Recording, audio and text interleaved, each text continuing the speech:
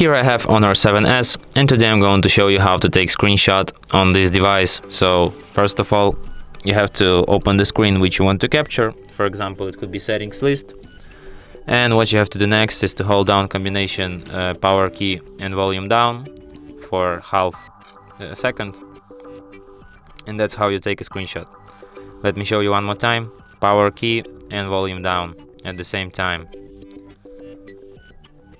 You can find your screenshot in gallery, in the screenshots album, and here they are, our screenshots. And from here you can share, edit or delete it. And that's it. Thanks for watching. If you find this tutorial useful, don't forget to hit that like button and subscribe to our channel.